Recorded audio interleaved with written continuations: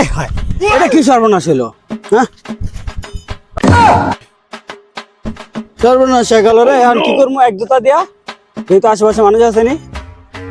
ওই ভাই, এ ভাই, এই ভাই, এই ভাই, এই ভাই, এই ভাই, কিরে আলাই পাগল হয়ে গেছে নি, জুতা লয়ে আসে। এই ভাই, এই ভাই, শোনো, শোনো কথা ভাই, ভাই, ভাই, ভাই, এই, চালু দুটা, শুনে না?